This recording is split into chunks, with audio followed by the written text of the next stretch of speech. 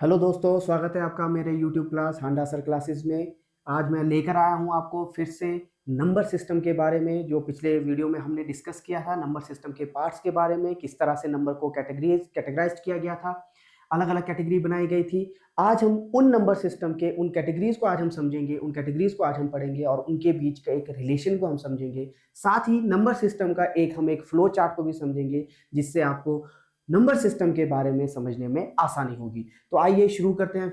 हमारा आज का topic number system. Number system में कितने कैटेगरीज थे उनके बारे में हम शुरू करते हैं। जिन्हें भी ये पता ना हो कि नंबर सिस्टम में कितने कैटेगरीज है, वो मेरा पिछला वीडियो आप देख सकते हैं, जिसमें मैंने आपको ब्रीफली उसमें बताया है कि नंबर सिस्टम में कितने पार्ट्स है, किस तरह से नंबर्स को कैटेगराइज किया गया है। तो आज हम शुरू करते हैं हमारे नंबर सिस्टम के सबसे पहले नंबर में। जो सबसे पहला नंबर हमारे पास आता है वो है नेचुरल नंबर।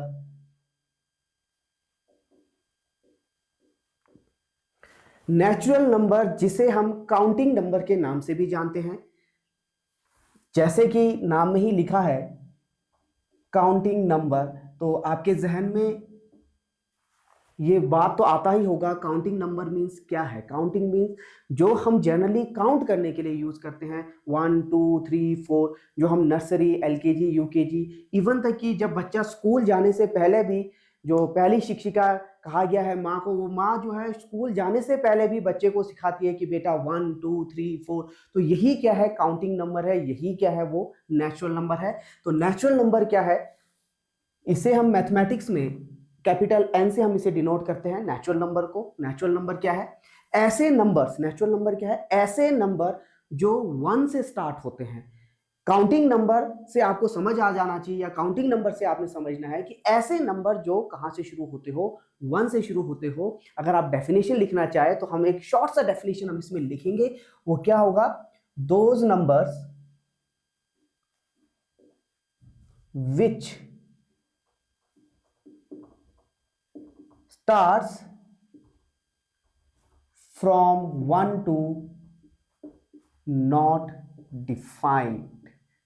अब यहां पे एक लाइन आया which start from 1 to not defined, जो 1 से शुरू हो रहा है और काउंटिंग कहां तक जाएगा, 100 1000 10,000 लाख करोड़ अरब खरब, बहुत सारे आगे तक ये नंबर जाएगा जिसे हम डिफाइन नहीं कर सकते हैं। तो हम यहां पे ये समझेंगे कि ऐसे नंबर जो कहां से शुरू होते हो, 1 से शुरू होते हो, उसे हम क्या कहेंगे, नेचुरल नंबर कहेंगे, या प्राकृतिक संख्या हम उसे कहेंगे, या गिनती की संख्या हम कहेंगे, या काउंटिंग नंबर हम उसे कहेंगे। एग्जाम्पल के तौर पे हम लिख सकते हैं for example, easy, that is for example हमारे पास क्या रहा, 1 2 3 4 5 and so on up to not defined. तो ये हमारे पास नेचुरल नंबर है जो कहां से शुरू हो रहे हैं, 1 से शुरू हो रहे हैं। अब यहां पे जब हमने इसको 1 से शुरू किया, काउंटिंग हम शुरू कर रहे हैं 1 2 3 4 5 6 7 8 9। 9 के बाद जब हम नया नंबर लेते हैं वो है आपका 10। अब यहां पे आपने थोड़ा सा ध्यान देना है, 9 के बाद हमारे पास काउंटिंग में आता है 10। अब जो ये 10 आया, आपको मैं एक बात बता दूं, जितने भी नंबर होंगे, चाहे वो बड़े से बड़ा नंबर हो, जितने मर्जी नंबर आप बना लो, वो नंबर का कॉम्बिनेशन 0 से 9 के बीच में रहेगा। इन्हीं नंबर को कंबाइन करते हुए बहुत सारे नंबर्स बनते हैं, बहुत बड़े नंबर्स बनते हैं। तो जब यहाँ पे हमने 10 लिखा, यहाँ पे हमने 10 लिखा, 1 से 9 तक के नंबर हमें नोन थे, 1 to 9 तक हमें नंबर नोन थे। लेकिन जब हम 10 लिख रहे हैं, 10 में हमारे पास यहाँ पे एक और नंबर आया, वो है 0। एक और नंबर आया, वो क्या है आपका 0। दैट इज 10 हमने जब लिखा तो ये क्या है, 0। 0 भी एक नंबर है, 0 भी एक क्या है, नंबर है। और सभी जानते हैं कि 0 की खोज किसने की थी। कई जगह ये कहा जाता है, कई लोगों का भी ये मानना है कि 0 की खोज नहीं की गई थी, 0 को सिर्फ शेप दिया गया था। तो 0 को शेप दिया था आर्यभट्ट ने। और कई बुक्स में या कई लोग ऐसे भी कहते हैं कि 0 का डिस्कवरी जो है वो आर्यभट्ट ने किया था। बट कई बुक्स में ये भी कहा गया है कि 0 का खोज नहीं किया गया था, 0 को सिर्फ शेप दिया गया था कि 0 नंबर इस तरह से लिखा जाता है। इवन तक नॉट इवन 0, 1 2 3 4 5 इन सब को ये शेप दिया गया है कि 5 को हम 5 क्यों इस तरह से क्यों लिखते हैं, 6 को हम 6 की तरह क्यों लिखते हैं, 9 को हम ऐसा क्यों लिखते हैं। ये इन सब के बीच में भी एक कंसेप्ट है जो हम अगले वीडियो में हम जरूर डिस्कस करेंगे इसके बारे में। लेकिन अभी हम यहाँ नंबर सिस्टम में पढ़ रहे हैं, तो हमने यहाँ देखा नेचुरल नंबर जो 1 से शुरू होते हैं वो नेचुरल नंबर हो गए आपके पास 1 2 3 4 5। इसके बाद मैंने कहा जैसे हमने 10 लिखा, 1 के बाद एक और नंबर आया दैट इज 0, तो ये 0 भी एक नंबर है, इसे भी एक ग्रुप में रखा गया, इसे भी एक कैटेगरी में रखा गया। तो वो कैटेगरी क्या थी, वह इसके बाद जो नेचुरल नंबर के बाद जब 0 आया तो वो कैटेगरी थी आपके पास होल नंबर्स। वो कैटेगरी थी आपके पास होल नंबर, जिससे मैथमेटिक्स में कैपिटल W से आपका डिनोट किया जाता है होल नंबर्स को, यानी कि पूर्ण संख्याएं। शब्द में क्या आ गया, पूर्ण संख्या, यानी कि 0 के बिना ये संख्या पूर्ण नहीं थी। तो अब यहाँ पे क्या आ गया, 0 आ गया, तो वो संख्या क्या बन गई, पूर्ण संख्याएं हो गई। तो हम यहाँ पे क्या करेंगे, दोज नंबर्स विच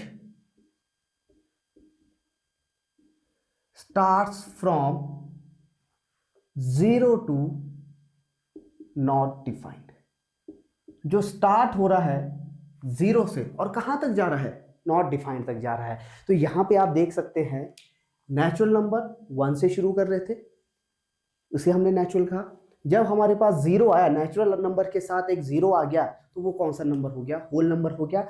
एग्जाम्पल हम इसका किस तरह से लिखेंगे, 0 1 2 3 4 5 so on up to not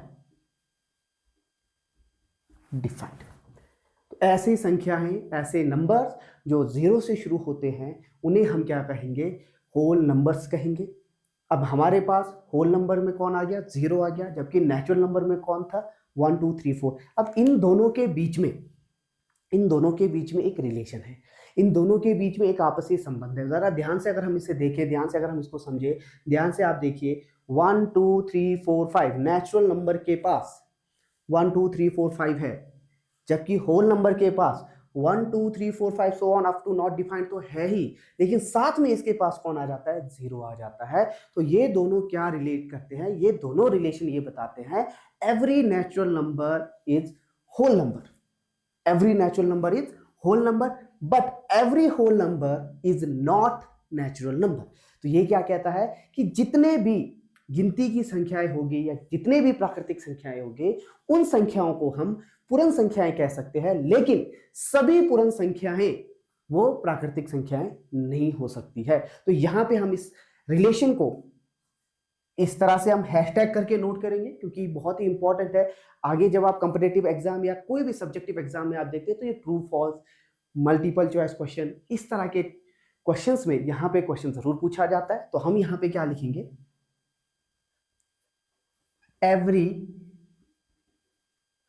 natural numbers are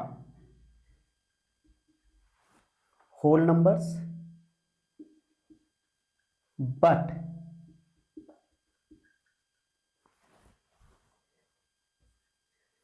every whole numbers are not natural number। तो यहां पे हमने क्या लिख दिया, every whole number, every natural numbers are whole number. तो जितने भी ये गिनती की संख्याएं हैं उसे हम क्या कहेंगे, होल नंबर कहेंगे, पूर्ण संख्याएं कहेंगे। लेकिन सभी पूर्ण संख्याओं को हम नेचुरल नंबर नहीं कह सकते हैं। इसके पीछे का रीजन क्या है, इसके पीछे का कारण क्या है, जरा ध्यान से आपने देखना है। इसके पीछे का कारण है ये 0, इसके पीछे का कारण है 0।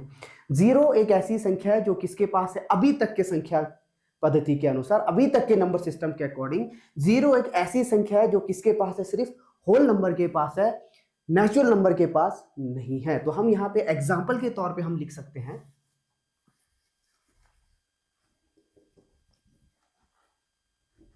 एग्जाम्पल के तौर पे आप क्या लिख सकते हैं, for example, taking the example that is, इसे भी मैं इरेज कर देता हूं। एग्जाम्पल के तौर पे आप देखेंगे, मान लीजिए मैंने 1 लिख दिया, मान लेते हैं हमने 1 ले लिया, या आप 2 भी ले सकते हैं, एनी नंबर, आप कोई भी नंबर ले सकते हैं। मैंने 1 ले लिया। 1 को अगर हम नंबर सिस्टम के अकॉर्डिंग देखें तो 1 हमारे पास नेचुरल नंबर भी है और 1 हमारे पास होल नंबर में भी है। ये तो क्लियर हो गया, 1 जो है नेचुरल नंबर के पास भी है, होल नंबर के पास भी है, यानी कि every natural number is whole number, ये कंफर्म हो गया। बट अगर मैं 0 को लेता हूं, 0 भी एक नंबर है, जैसे अभी मैंने बताया 0 भी एक नंबर है।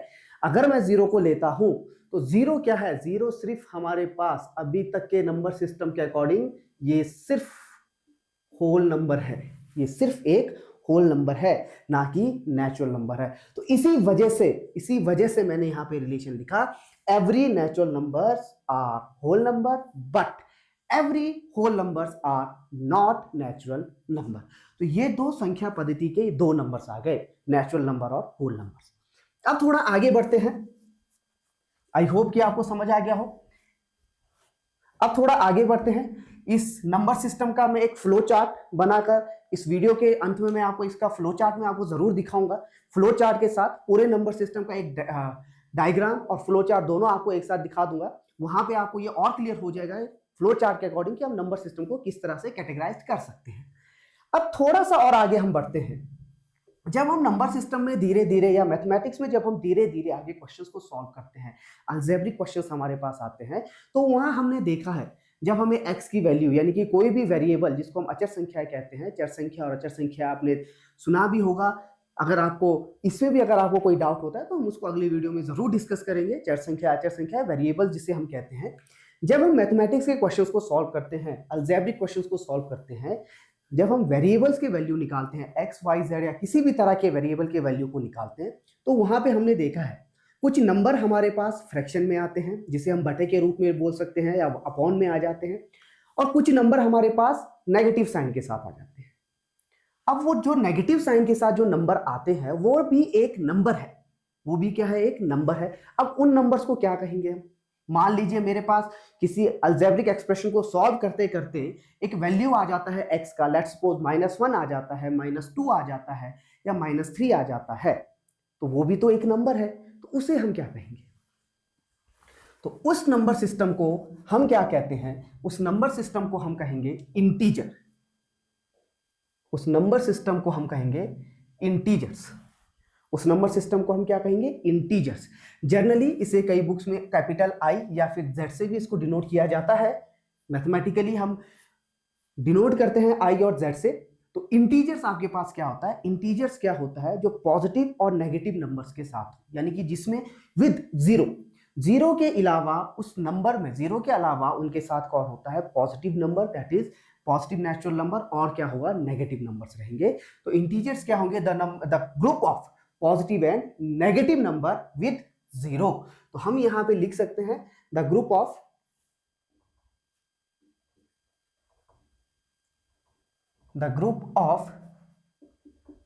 Positive and negative number with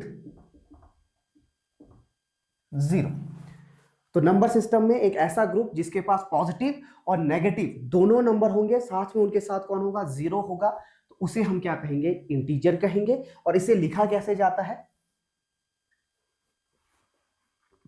0 1 2 3 4 5 so on, not defined।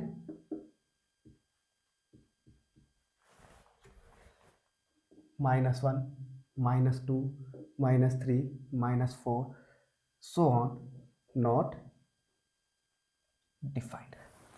जैसे कि पॉजिटिव डायरेक्शन की तरफ या होल नंबर की तरफ हम बढ़ते हैं, 0 1 2 3 4 so on, नॉट डिफाइंड तक जा रहे हैं, उसी तरह से -1 -2 -3 -4 ये भी नेगेटिव टर्म की तरफ क्या आ जाएगा? नॉट डिफाइंड होकर जाएगा। तो ये आपके पास क्या आ गए? इंटीजर्स आ गए। अब थोड़ा सा आप वीडियो को रिवाइंड करके अगर आप देखें तो उसमें मैंने जब आपको नंबर सिस्टम बताया था, उसमें हमने सबसे पहले नेचुरल नंबर देखा था जो 1 से शुरू हो रहा था। उसके बाद हमने होल नंबर देखा जो 0 से शुरू हो रहा था। वहां से हमने एक चीज कंक्लूड किया कि every natural number is a whole number. अब यहाँ पे अगर आप थोड़ा सा आप इसको ध्यान से देखें, यहाँ पे मेरे पास 0 1 2 3 4 5 ये तो है ही, लेकिन इनके साथ साथ मेरे पास -1 -2 -3 -4 नेगेटिव नंबर भी है।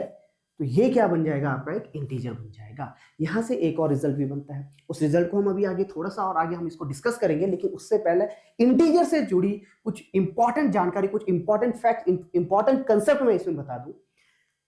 जब भी हम इंटीजर लिखेंगे, इस पॉइंट को आपने ध्यान में रखना है, राइट साइड, जो आपका राइट साइड होगा वो हमेशा क्या होगा, राइट साइड आपका हमेशा पॉजिटिव नंबर का होगा, 1 2 3 4 पॉजिटिव डायरेक्शन में, that is right hand side. और जो आपका जीरो से लेफ्ट साइड होगा, zero is the centre point मानकर चलेगा आप, तो जीरो से राइट साइड में जो भी नंबर्स आप लिखेंगे वो पॉजिटिव होगा, और जीरो के लेफ्ट साइड में जो भी आप नंबर लिखेंगे वो आपका क्या रहेगा, नेगेटिव नंबर्स रहेंगे। और धीरे धीरे जब आप जीरो के राइट साइड में, धीरे धीरे जितने आप जीरो से दूर होते जाओगे, राइट साइड में ध्यान देना, इस पॉइंट को नोट करना, राइट साइड में जितने आप जीरो से दूर होते जाओगे वो नंबर उतना लार्ज होते जाएगा, उतना बड़ा होते जाएगा। जबकि जीरो से नेगेटिव साइड में आप जितना दूर होते होते जाओगे, जितने दूर आप जीरो से होते जाओगे वो नंबर उतना छोटा होता जाएगा, स्मॉल होता जाएगा। यानी कि अगर हम कंपैरिजन में आ जाए, पहले हम इसको कंपैरिजन में समझते हैं, ग्रेटर और स्मॉलर नंबर में आपको बता रहा हूं। इसमें जीरो से जब आप ज्यादा दूर जाओगे पॉजिटिव डायरेक्शन की तरफ, तो वो नंबर उतना ग्रेटर बनते जाएगा, बड़ा होते जाएगा। जीरो से left hand side, negative side में जब आप आओगे वो नंबर उतना स्मॉलर बनते जाएगा। इसका एक एग्जांपल मैं आपको बता देता हूं। फॉर एग्जांपल, अगर मुझे 4 and 5 में कंपेयर करना है, 4 and 5 में कंपैरिजन करना है, विच नंबर इज ग्रेटर और which number is on right hand side of the number, इनमें से कौन सा नंबर राइट साइड में आएगा। ये ऐसा क्वेश्चन आपका आता है, चाहे वो एग्जाम में हो, चाहे आपके एनसीईआरटी के क्वेश्चन में हो, ऐसा क्वेश्चन होता है, ऐसा क्वेश्चन है कि कौन सा नंबर किसके राइट साइड में है। तो याद रखना, जो भी बड़ा नंबर होगा, जो भी लार्जर नंबर होगा, जो भी बड़ा नंबर होगा, वो हमेशा कहाँ रहेगा, राइट साइड में रहेगा। अगर आप इसकी जानकारी आप लेना चाहे तो हमारे परंपरा के अनुसार जो बड़ा व्यक्ति होता है वो हमेशा हमारे राइट साइड में रहता है। तो वो चीज को आपने नोट रखना है, जो भी बड़ा नंबर होगा वो हमेशा राइट साइड में ही आएगा। तो इसमें 4 and 5 में कंपेयर करें, देन 5 इज ग्रेटर देन 4। 5 जो है 4 से बड़ा है, कैसे, क्योंकि 5 जो है वो 0 से ज्यादा दूर है एज कंपेयर टू 4। और कौन राइट साइड में लाई करेगा, 5 lies right side on the 4। 5 जो है हमेशा 4 के राइट साइड में रहेगा। ये तो पॉजिटिव में तो हम इजीली कंपेयर कर लेते हैं, लेकिन कंफ्यूजन कहां होता है, कंफ्यूजन होता है, एक और एग्जांपल ले लेते हैं, -4 एंड -5 में। कंफ्यूजन ज्यादातर नेगेटिव नंबर्स में रहता है, -4 एंड -5। और एक चीज आपने ध्यान देना है, एक पॉइंट आपने ध्यान देना है, मैथमेटिक्स में साइन का बहुत इंपॉर्टेंट रोल रहता है। एक भी साइन का अगर मिस्टेक हो जाता है तो पूरा का पूरा इक्वेशन आपका गड़बड़ हो जाता है।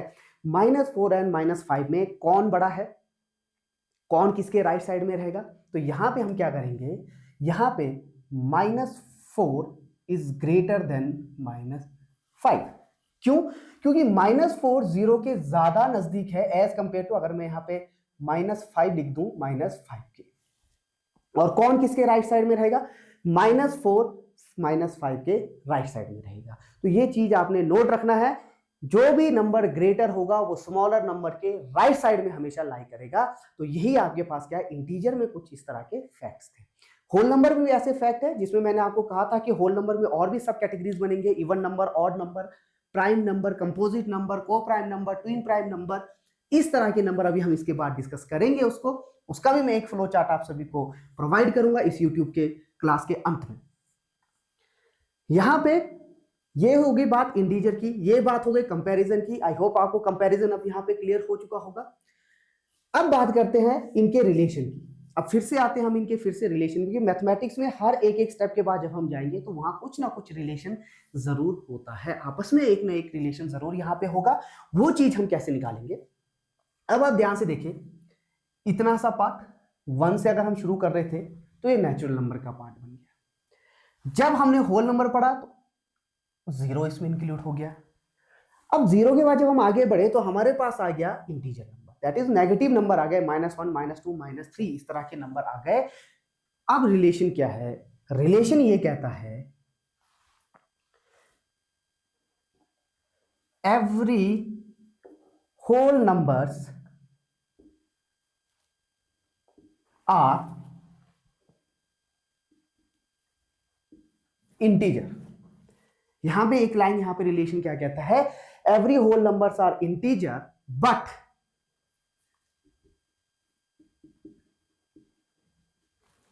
Every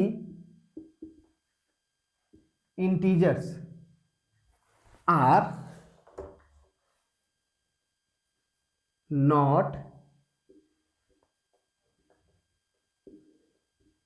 whole numbers. तो रिलेशन क्या कहता है कि जितने भी होल नंबर्स होंगे उन्हें हम क्या कहेंगे, इंटीजर कहेंगे, बट जितने भी इंटीजर होंगे उन्हें हम होल नंबर नहीं कहेंगे। इसका एग्जांपल जहां तक मुझे लग रहा है कि इसका एग्जांपल आप खुद फाइंड आउट कर सकते हैं। आप ध्यान से देखें इसके एग्जांपल को, अगर आप ध्यान से देखें, अगर मैं एग्जांपल के तौर पर लेट्स सपोज मैं 4 को ले लेता हूं, एग्जांपल के तौर पर मैंने 4 ले लिया। अब ये 4 नंबर सिस्टम के अकॉर्डिंग 4 को हम क्या बोल सकते हैं, कोई बोलेगा 4 नेचुरल नंबर है, बिल्कुल सही जवाब है वो भी, इसे हम बिल्कुल गलत नहीं कंसीडर करेंगे, नेचुरल नंबर है। फिर कहेंगे कि 4 होल नंबर है, बिल्कुल सही है, ये भी बिल्कुल होल नंबर है, कोई दो राय नहीं है इसमें कि ये होल नंबर नहीं है। इसे हम कहेंगे इंटीजर, बिल्कुल ये भी इंटीजर है क्योंकि ये इंटीजर के ग्रुप में भी आ रहा है। देखिए 4 होल नंबर में भी आ गया, 4 इंटीजर में भी आ गया, 4 नेचुरल नंबर में भी आ गया। तो ये तो हम कंसीडर कर लिया कि जो भी नेचुरल नंबर था वो होल नंबर है और जो होल नंबर है वो इंटीजर के पास भी आ गए। बट अगर मैं यहाँ पे 4 की जगह मैं -4 कंसीडर कर दूं, एग्जाम्पल के तौर पर मैं अगर -4 ले लूं, -4 आप वीडियो को रिवाइंड करके देखें, -4 नेचुरल नंबर में नहीं था, -4 होल नंबर में भी नहीं था। तो -4 कहां है, सिर्फ इंटीजर के पास है। -4 कहां पर है, सिर्फ इंटीजर के पास है। तो -4 को हम सिर्फ क्या कहेंगे, इंटीजर कहेंगे, not natural number, not whole number. तो यही रीजन है कि जितने भी इंटीजर्स, जितने भी होल नंबर्स है, सॉरी, जितने भी होल नंबर्स है वो आपका इंटीजर है, और जितने भी इंटीजर्स है वो जरूरी नहीं है कि सभी के सभी होल नंबर हो या नेचुरल नंबर हो। अब यहां तक हम पहुंच चुके हैं इंटीजर तक। अब इंटीजर तक पहुंचने के बाद ये नंबर सिस्टम हम कर क्यों रहे हैं उसको समझ लीजिए। नंबर सिस्टम के अकॉर्डिंग, जैसे मैंने यहाँ पे ये, इसका जवाब यहाँ पे है। अब किसी से हम सवाल पूछ लें, किसी क्लास में आप जाके आपसे सवाल में पूछते हैं कि व्हाट इज 5, व्हाट इज 4, तो क्लास में बहुत सारे बच्चे होंगे, क्लास में बहुत सारे या कोई भी एक जवाब दे देगा कि 5 इज ए नेचुरल नंबर, वो भी सही है, 5 इज अ होल नंबर, वो भी सही है, 5 इज इंटीजर, वो भी सही है। लेकिन टीचर ने कहा, जिसने इंटीजर कहा उसका आंसर जो है मैं बिल्कुल क्लियर कर देता हूं कि वो बिल्कुल सही है। ठीक है, अब आंसर तो नेचुरल नंबर और होल नंबर ये भी सही है, ऐसा नहीं है कि वो नंबर गलत है। बट हम ये इंटीजर बोलने का मतलब क्या, अगर हमने बोला कि 5 एक इंटीजर है, इस रिलेशन के अकॉर्डिंग हम क्या कह सकते हैं, 5 अगर एक इंटीजर है तो वो इंटीजर जो है वो नेचुरल नंबर भी है, 5 जो है नेचुरल नंबर भी है, 5 जो है एक होल नंबर भी है। तो हम अगर हमारे पास अगर क्लास में आपसे पूछा जाए कि व्हाट इज 6, तो हम अभी तक के नंबर सिस्टम के अकॉर्डिंग 6 को क्या बोलेंगे, 6 is an integer, 6 is an integer, 6 क्या है, एक इंटीजर है। तो जैसे ही आपने शब्द इंटीजर बोल दिया वैसे ही दिमाग में आपके आ जाना चाहिए कि होल नंबर, नेचुरल नंबर, वो भी क्या है, एक इंटीजर है। तो ये आपका क्या था, इंटीजर था। अब इंटीजर के बाद अब हम आगे नंबर सिस्टम में थोड़ा सा आगे बढ़े।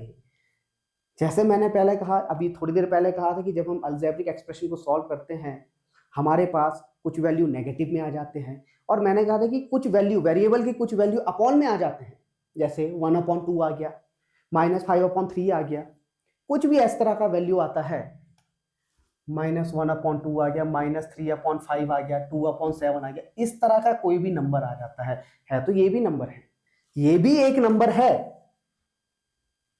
इन नंबर को कहां रखेंगे, इन नंबर को कहां कैटेगराइज करेंगे, इन नंबर का ग्रुप क्या होगा, जबकि नेचुरल नंबर, होल नंबर और इंटीजर का ग्रुप तो हमने देख लिया, तो इन नंबर्स को हम कहां रखेंगे। आइए अब इन नंबर को कहां रखना है इसके बारे में अब हम डिस्कस कर लेते हैं।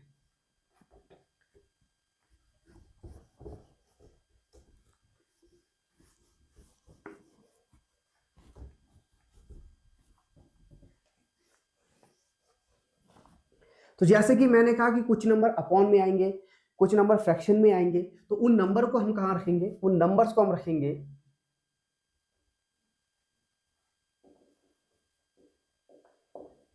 रैशनल नंबर्स में, जिसे कैपिटल Q से डिनोट किया जाता है। इन नंबर्स को हम क्या रखेंगे, रैशनल नंबर्स में रखेंगे, जिन्हें हम कैपिटल क्यू से डिनोट करते हैं। लेकिन इससे पहले एक और छोटा सा कंसेप्ट है, एक और इंटीजर से रिलेटेड है, वो मैं आपको बता देता हूं। जिस तरह से इंटीजर में हमने कहा पॉजिटिव और नेगेटिव दोनों नंबर्स थे, ग्रुप थे, तो उसमें जो इंटीजर थे उसमें एक वर्ड आता है दैट इज पॉजिटिव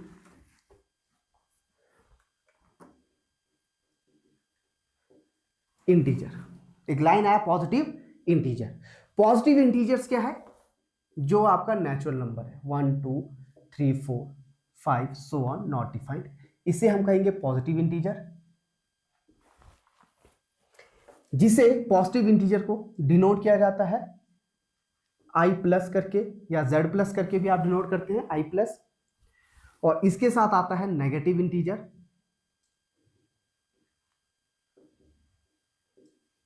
जिससे i नेगेटिव करके लिखा जाएगा। और negative integer -1 -2 -3 -4 so on not defined करके आएगा। तो ये इंटीजर का छोटा सा कंसेप्ट था, पॉजिटिव इंटीजर और नेगेटिव इंटीजर। और जीरो के साथ कोई भी साइन नहीं लगाया जाता है, जीरो जो है न्यूट्रल में कहा जाएगा, ना ही पॉजिटिव है ना ही वो नेगेटिव है। अब आते हैं हम अपने नेक्स्ट टॉपिक पे या नेक्स्ट नंबर सिस्टम में, जो कि क्या है आपका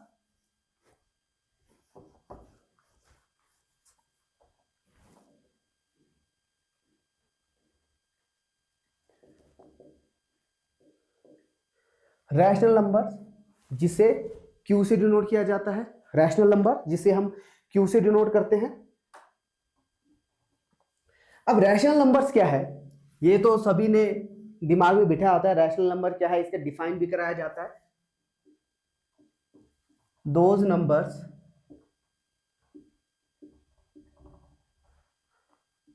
which can be expressed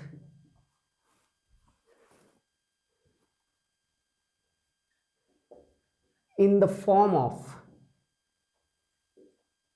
p upon q, where q not equal to 0, such that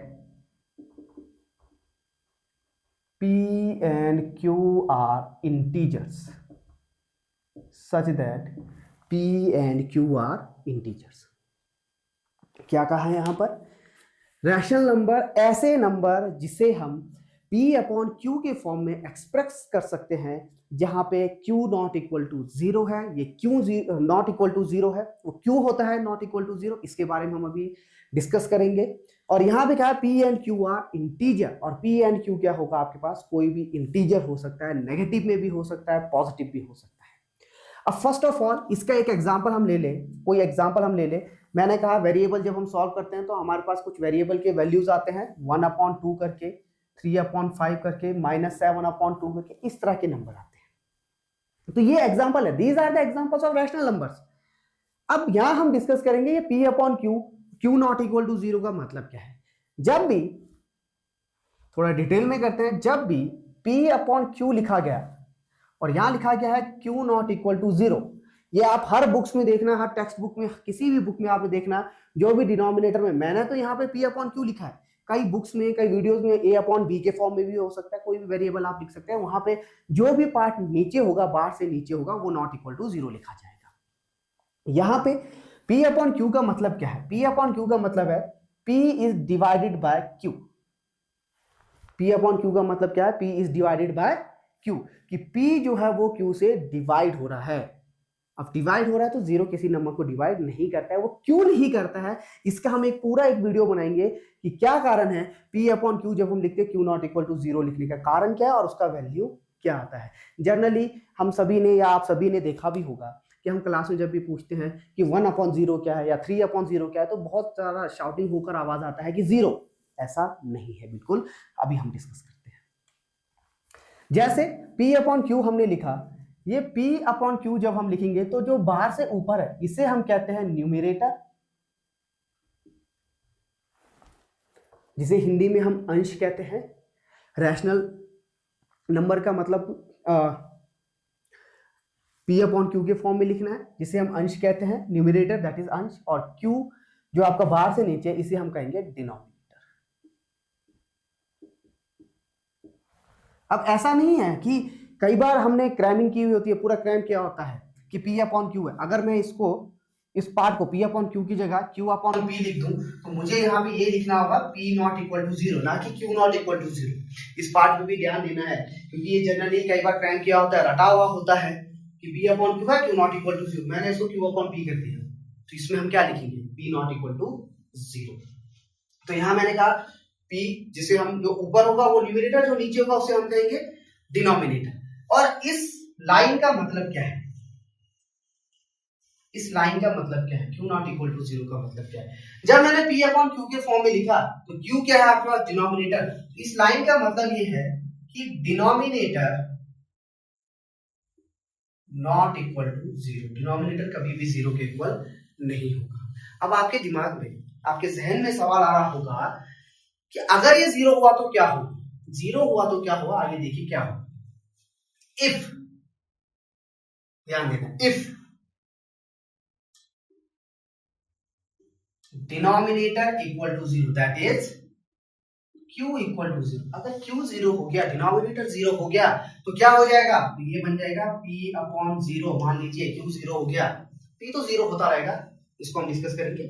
Q अगर जीरो हुआ तो क्या हो, जब भी Q जीरो हुआ तो इसका मतलब बन रहा है कि P डिवाइड कर रहा है जीरो से, और जीरो किसी नंबर को जब भी डिवाइड करता है तो उसका वैल्यू कितना हो जाता है, उसका वैल्यू हो जाता है नॉट डिफाइंड। आप उसे डिफाइन नहीं कर सकते हो, ना कि हम ये लिखेंगे कि P अपॉन जीरो यानी कि एनी नंबर अपॉन जीरो, उसे हम जीरो कभी भी लिखेंगे।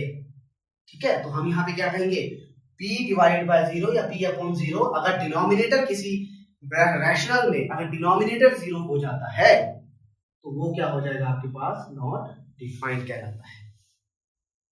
ये था आपका रैशनल नंबर के बारे में कि डिनोमिनेटर को जीरो क्यों नहीं लिखा जाता। अगर जीरो लिख दिया तो वो क्या बन जाएगा, नॉट डिफाइंड बन जाएगा। But numerator can be zero, but numerator can be zero, ये जीरो हो सकता है, that is P equal to zero. P zero हो सकता है, दैट इज न्यूमरेटर जीरो हो सकता है। अब क्या होगा कि अगर न्यूमरेटर जीरो हो रहा है, हमारे पास न्यूमरेटर जीरो हो गया, मैंने लिख दिया zero upon Q, numerator zero कर दिया, मैंने लिख दिया जीरो अपॉन क्यू, न्यूमरेटर को जीरो कर दिया। अगर न्यूमरेटर जीरो हो गया तो उसकी वैल्यू हमेशा क्या होगी, जीरो होगी। ये आपने दिमाग में रखना है। If numerator become zero then the value is zero, and if denominator become zero then the value is your not defined. तो इसको शॉर्ट तरीके से थोड़ा सा याद रखने के लिए हम यहाँ पे क्या करेंगे, एक क्लाउड बनाएंगे। क्लाउड में मैं क्या करूंगा, यहां मैं लिख रहा हूं एनी नंबर, या एनीथिंग भी हम लिखते हैं, लेकिन हम यहां पे लिख रहे हैं any number upon zero is equal to not defined. इसे मैं क्या करूंगा, क्लाउड में लगा दूंगा, बादलों में, ताकि जब भी आप नोट्स बनाओ तो ये क्लाउड पे आपका डायरेक्ट ध्यान जाए। क्योंकि आपने देखा होगा जब भी हम कॉपी पे लिखते हैं, कॉपी में हम बड़े सुंदर तरीके से लिखते हैं, लेकिन कॉपी में अगर हमारे पास कहीं भी छोटा सा भी एक दाग या कोई निशान पड़ जाए तो एकदम नजर वहां पर चला जाता है। तो इस तरह से हम क्लाउड बनाएंगे, any number upon zero equal to not defined. और साथ में एक और क्लाउड हम क्या बनाएंगे,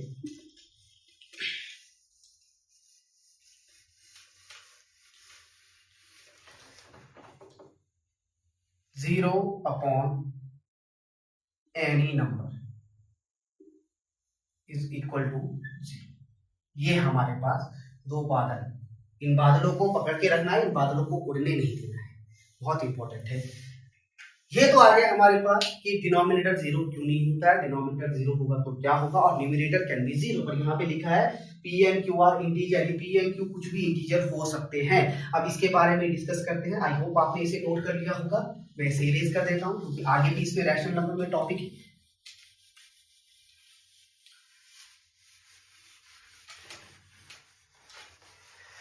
जैसे हमने लिखा P upon Q, Q not equal to zero, and P and Q are integers. तो यहाँ पे हमने एक एग्जांपल भी लिखा है 1/2, 3/5, 7/2। तो अगर आप इन्हें ध्यान से देखें तो वो ये सब के सब क्या है, एक इंटीजर है, -7 ये भी इंटीजर है, 2 ये भी इंटीजर है। अब दिमाग में क्वेश्चन आता है कि क्या सारे इंटीजर क्या रैशनल के फॉर्म में लिख सकते हैं, जैसे -1 है हमारे पास, -2 है, -3 है, -5 है, इवन 0।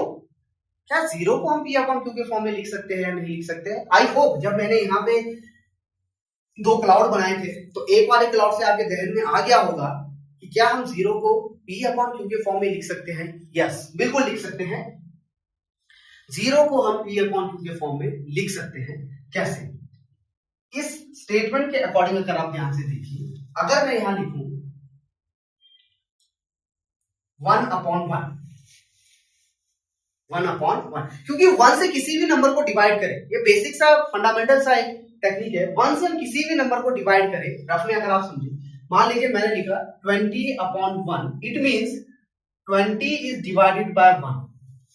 20 जो है वो 1 से डिवाइड हो रहा है, तो इसका जो रिजल्ट आता है वो 20 ही आएगा।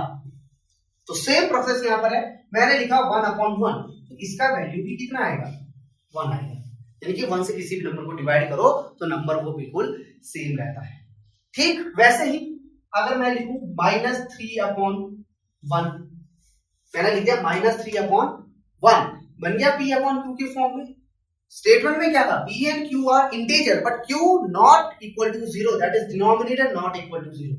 डिनोमिनेटर यहाँ पे 0 नहीं है, इसकी वैल्यू भी कितनी आ जाएगी? -3। तो ठीक वैसे ही अगर मैं 0 अपॉन 1 लिख दूं, ठीक वैसे ही मैं 0 अपॉन 1 लिख दूं, तो 0 अपॉन 1 लिख रहा हूं तो इसकी वैल्यू कितनी आएगी? 0। तो इसका मतलब क्या हुआ? It means 0 is a rational number. 0 भी क्या है? एक रैशनल नंबर है। -3 भी एक रैशनल नंबर है, 1 भी एक रैशनल नंबर है। -3, 1, 0 ये सब क्या है? इंटीजर है। इन सभी नंबर को हम P अपॉन Q के फॉर्म में एक्सप्रेस कर सकते हैं। तो यहां से रिलेशन क्या लिखते हैं? रिलेशन लिखते हैं every integers are rational number but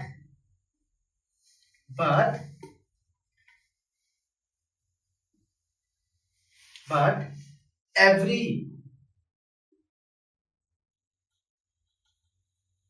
rational numbers are not integer। मैंने लिखा every integers are rational numbers, every integers are rational numbers but every rational numbers are not integer। इसका एग्जांपल यहाँ पे मैं एग्जांपल आपको लिख चुका हूं, फिर से आप अगर आप एग्जांपल यहाँ लिखना चाहते हो, एग्जांपल आप यहाँ लिख सकते हो। एग्जांपल में आप क्या लिख सकते हो? 2 upon 1 is equal to 2, -3 upon 1 is equal to -3, that is 2 is integer, -3 is also integer, और -3 को हमने देखिए यहाँ पे P अपॉन Q के फॉर्म में हमने एक्सप्रेस कर दिया है। But -1 upon 2 is not equal to 1। -1 upon 2 को आप 1 या -1 के इक्वल नहीं लिख सकते हैं, दिस इज -0.5, या -1 अपॉन 2 को आप डायरेक्टली 2 के इक्वल भी नहीं लिख सकते हैं। This is the difference. तो ये डिफरेंस है आपका कि ये है रैशनल नंबर, ये भी P अपॉन Q के फॉर्म में, ये भी P अपॉन Q के फॉर्म में, बट -3 अपॉन 1 इज -3, जो कि एक क्या है आपके पास? इंटीजर है। और यही जो नंबर है इंटीजर के फॉर्म में जाकर क्या बन रहा है? रैशनल बन रहा है इंटीजर के पास। बट यहां पे आप देखिए दिस इज योर रैशनल, ये इंटीजर नहीं है। आप वीडियो को रिवाइंड करके देख लीजिए, इंटीजर नंबर्स में -1 अपॉन 2 या -3 अपॉन 2, -5 अपॉन 2 इस नंबर का जिक्र नहीं है, वहां पे सिर्फ जिक्र किया गया है पॉजिटिव और नेगेटिव नंबर का। तो यहां से ये हमारे पास एक रिलेशन बनता है, every integers are rational number but every rational numbers are not integers. अब यहां से एक और सवाल फिर से, अभी तक हम नंबर सिस्टम में कौन कौन से नंबर पढ़ चुके हैं? काउंट कर लेते हैं। Natural number, whole number, integer और रैशनल नंबर। तो 4 नंबर सिस्टम हम पढ़ चुके हैं। अब सवाल ये आता है कि अब मैं अगर ये पूछूं आपसे कि -5 क्या है, अब मैं आपसे सवाल पूछ रहा हूं -5 क्या है, तो -5 आपके पास क्या है? -5 क्या है? एक रैशनल है। इसे में हम क्या कहेंगे? -5 एक रैशनल नंबर है। अभी तक हमने लिख दिया -5 क्या है? एक रैशनल नंबर है। जब भी हमने कहा कि -5 रैशनल नंबर है, हमारे जहन में ये बात आ जाना चाहिए, अगर ये रैशनल है तो ऑब्वियस सी बात है ये नेचुरल भी है, ऑब्वियस सी बात है ये इंटीजर भी होगा, ऑब्वियस सी बात है ये होल नंबर भी हो सकता है। तो सारे के सारे नंबर को कवर कर दिया, यानी कि इन 3 नंबर सिस्टम को कवर कर दिया rational number, natural number, whole number और इंटीजर को कवर कर दिया rational number.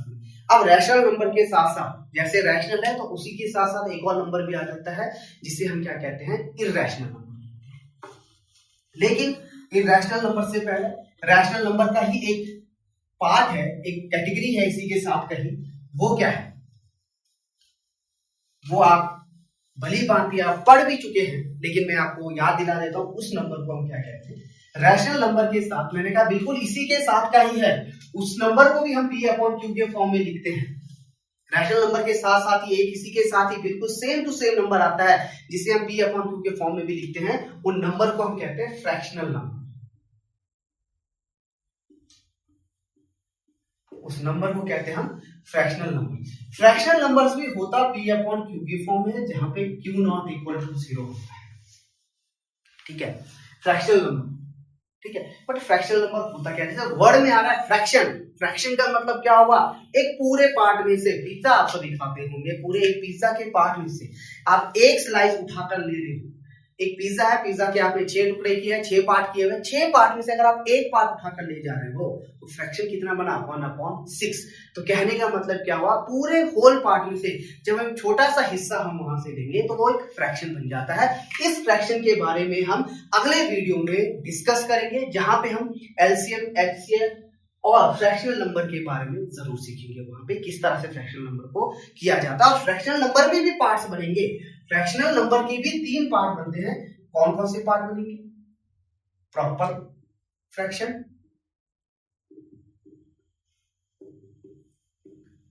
Improper fraction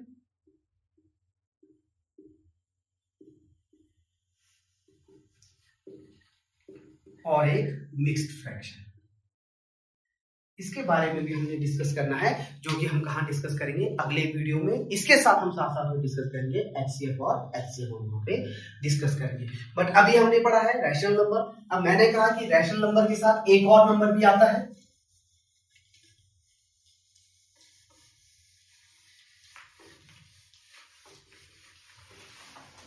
rational number के साथ एक और नंबर भी आता है जिसे हम कहते हैं इर्रेशनल नंबर। जनरली इसे 9th एनसीईआरटी बुक अगर हम देखें तो वहां पे सेट एस करके इसको दिखाया गया है। तो इर्रेशनल नंबर जिसे हम एस से डिनोट करते हैं, और सिंपल सा रैशनल जो P अपॉन Q के फॉर्म में था, इर्रेशनल क्या हुआ, those numbers which cannot be expressed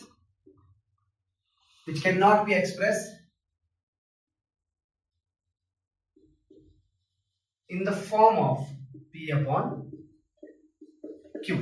ऐसे नंबर जिसे हम P अपॉन Q के फॉर्म में एक्सप्रेस नहीं कर सकते हैं, नहीं लिख सकते हैं, उन्हें हम इर्रेशनल नंबर कहेंगे। और क्यों हम इन्हें नहीं लिख सकते हैं वो हम डिस्कस करेंगे, क्योंकि बहुत ही एक लंबा ये टॉपिक है।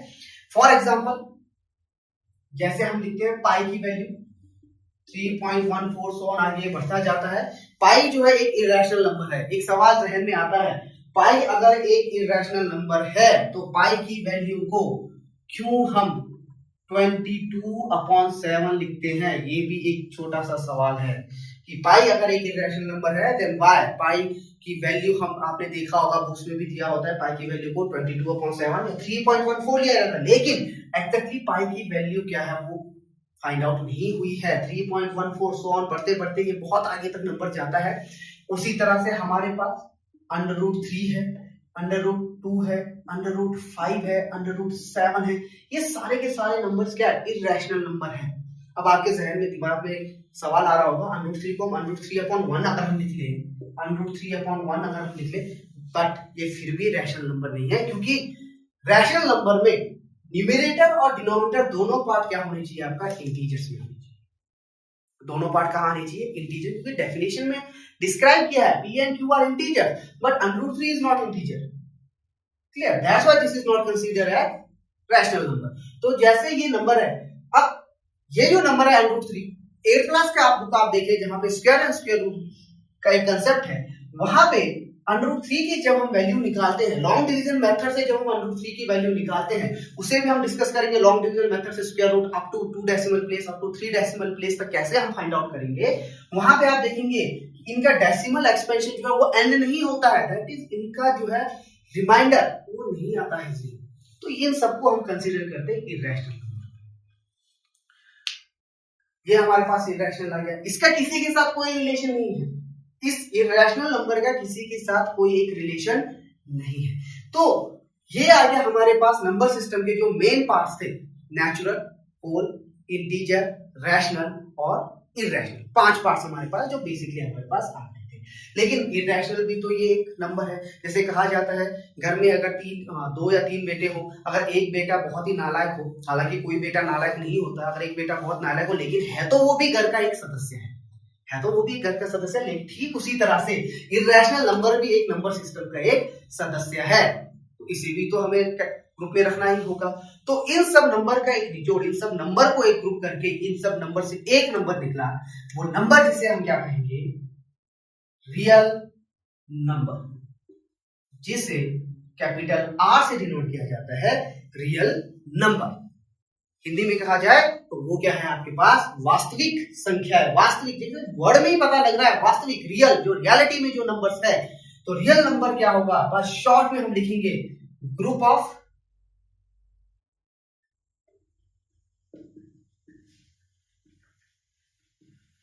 Rational and irrational numbers. Group of rational and irrational number. तो ऐसा नंबर, रियल नंबर क्या है, रैशनल और इरेशनल दोनों नंबर का क्या बना, एक ग्रुप बन गया। यानी कि अब हम कोई भी नंबर यहां पे लिख लें, मैंने √2 लिख दिया, ये एक रियल नंबर है। मैंने 3 लिख दिया, ये एक रियल नंबर है। मैंने 1/2 लिख दिया, ये भी एक रियल नंबर है। मैं चाहे -5 लिख दूं या -5/3 लिख दूं, इन सारे नंबर्स को अब हम क्या कहेंगे, इन सारे नंबर्स को हम कहेंगे रियल नंबर्स कहेंगे। तो ये था नंबर सिस्टम के बारे में, जो नंबर को अलग अलग कैटेगराइज किया गया। अब हम कोशिश करेंगे एक फ्लो चार्ट बनाने की। अदरवाइज इस वीडियो के लास्ट में एक फ्लो चार्ट का एक पिक आपको मैं यहाँ पे दिखाऊंगा 5 या 10 सेकंड के लिए, तो आप उसमें ये देख सकते हैं, नोट भी कर सकते हैं, चाहे तो आप स्क्रीनशॉट वहां पे ले सकते हैं।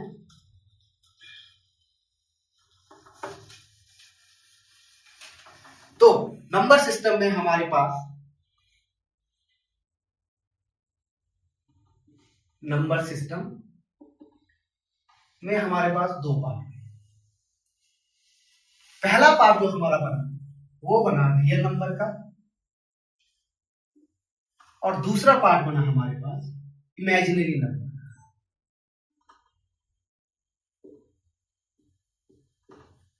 इमेजिनरी नंबर जैसे कहा, हम इसको बाद में डिस्कस करेंगे, आने वाले कुछ दिनों में हम इसके बारे में डिस्कस करेंगे। रियल नंबर में हमारे पास 2 पार्ट बन गए। पहला आया आपके पास रैशनल नंबर और दूसरा आया आपके पास इरेशनल नंबर। रैशनल नंबर के अंदर हमारे पास पार्ट आया इंटीजर का। इंटीजर के पास 2 पार्ट आ गए, एक आया आपके पास पॉजिटिव इंटीजर और एक आया नेगेटिव इंटीजर। पॉजिटिव इंटीजर के साथ जब हमने इंक्लूड विद जीरो किया, जीरो के साथ पॉजिटिव इंटीजर विद मैं जीरो करूं, विद जीरो करूं, तो ये बन गया मेरे पास होल नंबर, और होल नंबर में आ गया हमारे पास नेचुरल। तो ये हमारे पास एक छोटा सा फ्लो चार्ट बनता है। जबकि रैशनल नंबर के अगर हम कैटेगराइज करें, रैशनल नंबर को अगर हम और पार्ट में करें, अगर हम पार्ट करें तो जैसे मैंने कहा इसमें फ्रैक्शन आ गया। फ्रैक्शन के 3 पार्ट बने थे, जिसमें प्रॉपर फ्रैक्शन, जैसे मैंने कहा यहाँ पे फ्रैक्शन है रैशनल नंबर के साथ। फ्रैक्शन में 3 पार्ट बने, प्रॉपर, इम्प्रॉपर और मिक्स्ड। और पिछले वीडियो में मैंने आपको कहा था कि जब हम होल नंबर के बारे में डिस्कस करेंगे तो होल नंबर में हमारे पास बहुत सारे नंबर आ रहे थे, इवन, ऑड, प्राइम, कंपोजिट, को प्राइम, ट्विन प्राइम और परफेक्ट नंबर। तो ये हमारे पास नंबर सिस्टम में जो बेसिकली हमारे पास नंबर्स थे उनके बारे में हमने यहाँ पे डिस्कस कर लिया। अब हम डिस्कस करेंगे what is even, what is odd, what is prime, what is composite, what is co prime, what is twin prime. इनके बारे में अब हम डिस्कस करते हैं। अब ये सारे के सारे नंबर होल नंबर्स के पास ही आते हैं, तो चलिए इसके बारे में वन बाय हम जो है ब्रीफली शॉर्ट में हम डिस्कस करेंगे इसको।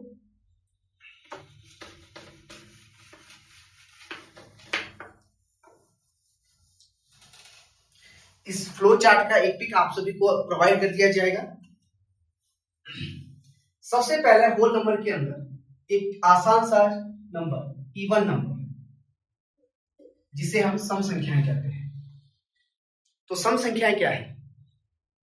सभी जानते हैं सम संख्या क्या है। ऐसी संख्या जिसके इकाई के अंक में, जिसके वंस प्लेस में क्या आए, या तो 0 आए, या तो 2 आए, या 4 आए, या 6 आए, या 8 आए। या हम क्या बोल सकते हैं, ऐसी संख्या जो 2 से डिवाइड होती है या 2 से भाग होती हो, उन संख्याओं को हम क्या कहेंगे, इवन नंबर कहेंगे। 0, 2, 4, 6, 8, 10, 12 हम इस तरह से लिखते हैं। लेकिन आपने समझना कैसे, जिन भी संख्या के यूनिट प्लेस में, मैंने कहा यूनिट प्लेस या फिर हम बोल सकते हैं वंस प्लेस, जिन भी संख्या के वंस प्लेस में, जिन भी नंबर के वंस प्लेस में कौन से नंबर आ जाए, आइदर 0, 2, 4, 6, 8, किसी भी नंबर के यूनिट प्लेस में इकाई के अंक में 0, 2, 4, 6, 8 आ जाए, तो उन संख्याओं को हम क्या कहते हैं, इवन नंबर्स कहते हैं, यानी कि सम संख्याएं कहते हैं। जबकि इसके अपोजिट में जो ऑड नंबर्स होंगे, ऑड नंबर जैसे हम लिखते हैं 1, 3, 5, 7, 9, सो जिन भी नंबर के लास्ट में, या फिर हम आसानी से क्या बोलते हैं, ऐसी संख्या जो 2 के टेबल में ना आए, या 2 के पहाड़ा में ना आए, या 2 से भाग ना हो, हम ऐसे कहते हैं। और इससे भी आसान तरीका क्या करना है, जिन भी संख्या के इकाई के अंक में यूनिट प्लेस,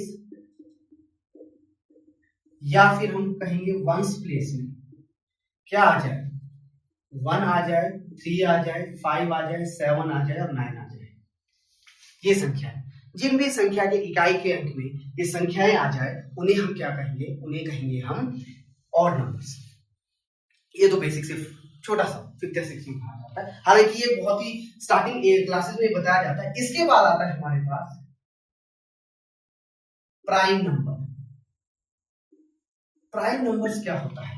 प्राइम नंबर्स ऐसे नंबर्स है, प्राइम नंबर है कि ऐसे नंबर्स है जो किसी भी संख्या से भाग नहीं होते हैं, सिर्फ अपने संख्या से, यानी कि अपने आप से, और 1 से।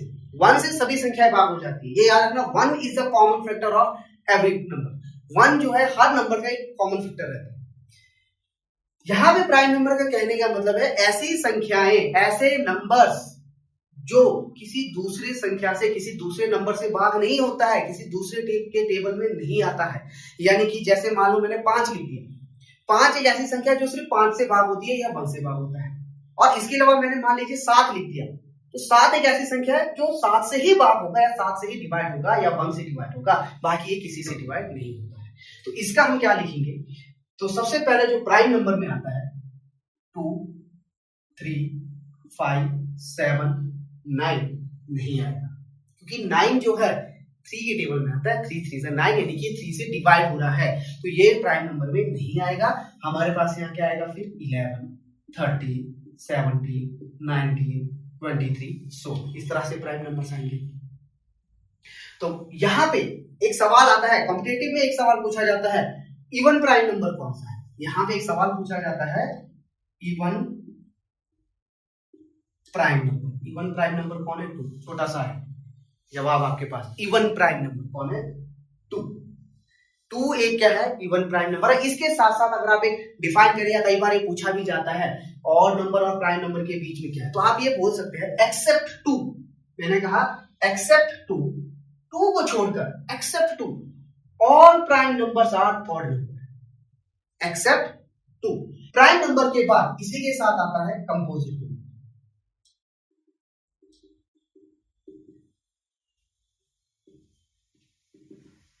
Composite numbers. अब ये कंपोजिट नंबर्स क्या है? कंपोजिट नंबर्स वो नंबर्स है, आसान तरीके से समझिए, कंपोजिट नंबर वो नंबर से जो दूसरे के नंबर से डिवाइड हो जाता है, जो दूसरे नंबर से आसानी से डिवाइड हो जाए।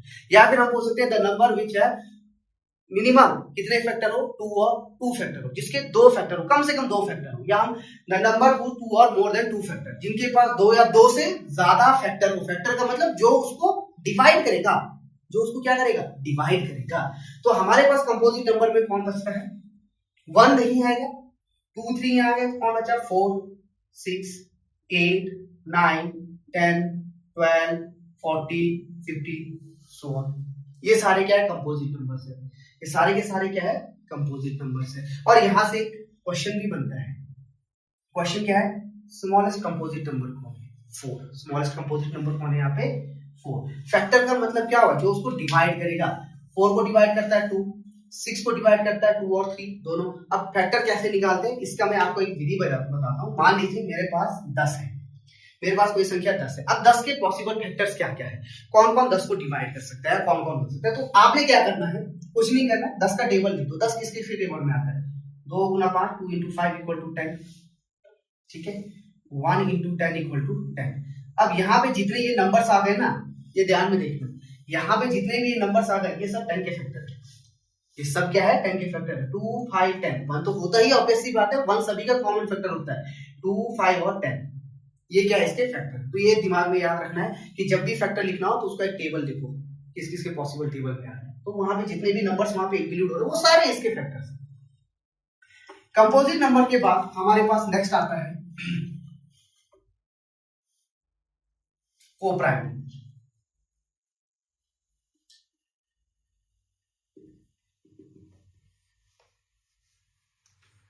कोप्राइम नंबर, को का मतलब सहभाज्य संख्या। सहभाज्य संख्या क्या होगी? को मतलब जब शब्द आ जाता है तो वहां पे दो चीज होगी, दो चीज। तो दो ऐसे number, pair of the number, जो दो ऐसे नंबर का पेयर जिनका हाईएस्ट कॉमन फैक्टर, मैंने कहा हाईएस्ट, महत्तम समापवर्त्य कितना होगा? 1 होगा, यानी कि उनका कोई कॉमन फैक्टर नहीं होगा। फॉर एग्जांपल ऐसे पेयर नंबर का ऐसा पेयर जिनका हाईएस्ट कॉमन फैक्टर HCF कितना होगा? 1 होगा। 1 के सिवा दूसरा नंबर नहीं होगा। फॉर एग्जांपल अगर मैं यहां पे लिख लेता हूं 3 and 8, मैंने पेयर ऑफ नंबर लिख दिया 3 and 8, तो 3 and 8 का कॉमन फैक्टर कौन है? 1 है। 3 and 8 का कॉमन फैक्टर कौन है? 1। इसे हम कोप्राइम नंबर कहेंगे। या फिर मैंने लिख दिया 5 और 8, ये भी कोप्राइम नंबर है। लेकिन अगर आप यहां लिखते हो कहीं 2 और 8, ये कोप्राइम नंबर नहीं है। This is not coprime number, not coprime. ये क्यों कोप्राइम नंबर नहीं है? क्योंकि 2 और 8 का कॉमन फैक्टर कौन बना? फिर 2 बना। मैंने कहा पेयर ऑफ ऐसे नंबर का जोड़ा जिनका कॉमन फैक्टर, जिनका हाईएस्ट कॉमन फैक्टर कितना होगा? 1 होगा, उसे हम कोप्राइम नंबर कहते हैं। तो ये हो गया आपके पास कोप्राइम नंबर के बारे में। अब आपके पास आता है एक और नंबर है, वो आपके पास क्या है? Twin prime number.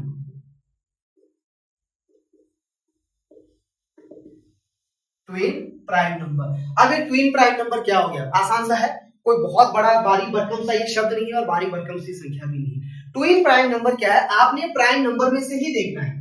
Prime numbers के ऐसे पेयर, दो प्राइम नंबर का ऐसा पेयर, मैंने कहा दो प्राइम नंबर का ऐसा पेयर जिनका डिफरेंस, जिनको माइनस करके कितना आता हो? 2 आता हो। जिनका डिफरेंस कितना आता हो? 2 आता हो। फॉर एग्जाम्पल अगर मैं 3 और 5 का एग्जाम्पल ले लेता हूं, 3 और 5 क्या है? ये ट्विन प्राइम नंबर है। कैसे ट्विन प्राइम नंबर है? 5 माइनस 3 कितना आ गया आपके पास? 2 आ गया। इसके अलावा आप एक और लिख सकते हैं, 5 और 7 आप लिख सकते हैं। 7 माइनस 5 करो, कितना आ गया? 2। तो ऐसे प्राइम नंबर का पेयर जिनका डिफरेंस कितना आता हो? 2 आता हो, उसे हम कहेंगे ट्विन प्राइम नंबर। उसी तरह से आप यहां पे बना सकते हो 17 और 19 का, क्योंकि 19 माइनस 17 2 होता है, तो ये भी ट्विन प्राइम नंबर हुआ। ये इसे कहा जाता है ट्विन प्राइम नंबर। इसके अलावा एक और नंबर है जिसे हम क्या कहते हैं? Perfect numbers. यहां पे मैंने कहा है परफेक्ट नंबर्स, परफेक्ट स्क्वायर नहीं कहा है। परफेक्ट नंबर्स ऐसे नंबर्स है, परफेक्ट नंबर्स हम ऐसे नंबर्स को कहेंगे जिनके फैक्टर का सम एक्सेप्ट इटसेल्फ, अपने आप को छोड़कर, मैंने कहा ऐसे नंबर्स, ऐसा नंबर जिनके फैक्टर का सम, यानी कि जो, फॉर एग्जांपल एक बार मैं एग्जांपल से समझाता हूं, जैसे ये 6 है, मान लीजिए क्या है 6 है, अब मैंने 6 के फैक्टर लिख दिए, 6 के फैक्टर मैंने कहा आपको फैक्टर ये तो 6 है, छोटा सा नंबर है, कौन कौन हो सकता है इसका, 2 हो सकता है, 3 हो सकता है और 1 है, और 6 इटसेल्फ है, तो इसके चलो सीक्वेंस में लिखते हैं 1 2 3 एंड 6, ये इसके फैक्टर्स है, दिस इज द फैक्टर्स। मैंने क्या कहा, ऐसे नंबर, परफेक्ट नंबर ऐसे नंबर्स है जिनके फैक्टर का सम एक्सेप्ट इटसेल्फ, अपने आप को छोड़कर, क्योंकि 6 का फैक्टर ये खुद तो होता ही होता है, अपने आप को छोड़कर अगर इनका सम वही नंबर आ जाए जिस नंबर का हम फैक्टर निकाल रहे हैं, जैसे इस नंबर 6 है, इनके फैक्टर का सम एक्सेप्ट 6 को छोड़कर 3 2 1 हमारे पास कितना आ गया 6 आ जाए, ऐसे नंबर्स को हम क्या कहते हैं, परफेक्ट नंबर्स कहते हैं। These are called perfect number. ऐसे नंबर जिनके फैक्टर का सम एक्सेप्ट इटसेल्फ, वो क्या होगा, वही नंबर आएगा, उसे हम परफेक्ट नंबर कहते हैं। इसका एक और एग्जांपल जैसे आप 28 का ले सकते हैं, 28 के पॉसिबल फैक्टर्स निकालिए, क्या हो जाएंगे पॉसिबल फैक्टर इसके 2 4 7 14 और 20। अगर आप, मैंने कहा एक्सेप्ट इटसेल्फ, अपने आप के फैक्टर, अपने आप को छोड़कर इनका जब आप सम करोगे, सम करके देखिए वही नंबर आता है, फैक्टर का सम करके देखिए वही नंबर आएगा, 2 और 1 3 4 3 7 7 14 14 प्लस 14 28 होता है, तो इन नंबर्स को हम क्या कहते हैं, परफेक्ट नंबर्स कहते हैं। तो इसका एक फॉर्मूला है, formula for perfect number is 2 raised to power n minus 1 multiply 2 raised to power n minus 1। यहाँ पे थोड़ा सा, यहाँ पे ध्यान से देखिए, 2 raised to power n minus 1, यहाँ पावर में n minus 1 है, जबकि -1 यहाँ पावर के बाद है, तो ये formula for finding the perfect numbers. तो ये था हमारे नंबर सिस्टम के बारे में। तो आज हमने क्या क्या डिस्कस किया, नंबर सिस्टम का हमने कंप्लीट एक ब्रीफली हमने डिस्कस किया है, जिसमें हमने twin prime number, perfect number, बहुत सारे इन सारे नंबर्स के बारे में जो मोस्टली प्रोबेबली जो है कॉम्पिटिटिव एग्जाम या एनसीईआरटी बुक या आपके क्लासरूम में जो पूछा जाता है उसके बारे में आज हमने डिस्कस किया है। आप इस वीडियो को देखें, शेयर करें, सब्सक्राइब करें और लाइक करें, और अपने सुझाव कमेंट के जरिए जरूर मुझे पहुंचाए कि किस तरह की हम इसमें और सुधार कर सकते हैं, किस तरह का आप अपना सजेशन जो है हमें जरूर कमेंट के माध्यम से दीजिए। Thank you. लाइक करना, शेयर करना और सब्सक्राइब करना ना भूलें। Thank you.